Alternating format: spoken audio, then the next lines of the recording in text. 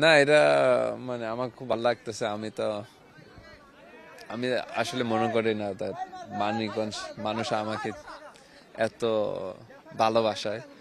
তো এটা আমি খুব এনজয় করতেছি আর প্রাউড লাগতেছে, কারণ ওরা এই টুর্নামেন্ট আমার নামে ইয়া করতেছে। So so it's a good feeling.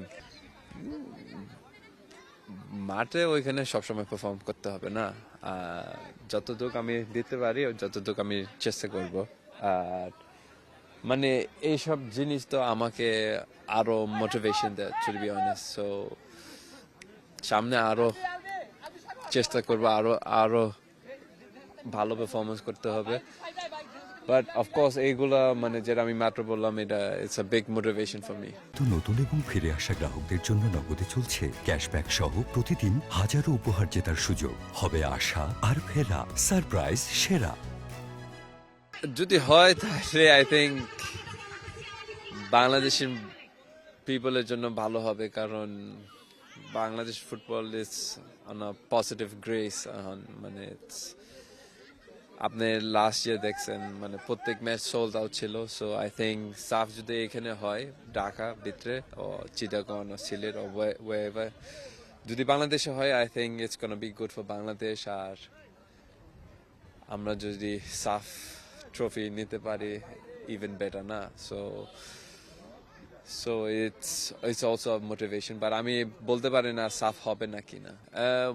Of course একটা প্র্যাকটিস ম্যাচ ও একটা ফ্রেন্ডলি ম্যাচ মানে সিঙ্গাপুর আগের, এটা I think it's gonna be good, কারণ অনেক সময় কোনো খেলা হয় না, মানে আই থিঙ্ক 3-4 মান্থ না।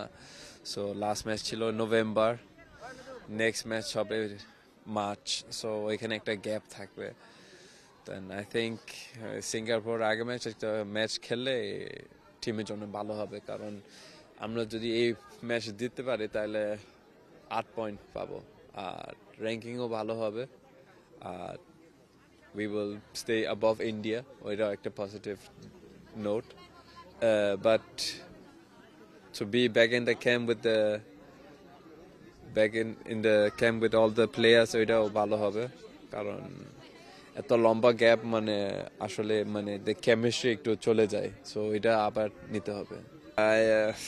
হামজা হামজার সমস্যা, টাইম কম, কারণ ওনার ক্লাব ওনাকে বেশি চাই। কিন্তু যদি হয় আই থিঙ্ক যে গ্রাম আমরা যাই আই থিঙ্ক এটা ক্রেজি হবে, মানে ইটস গোনা বি ক্রেজি।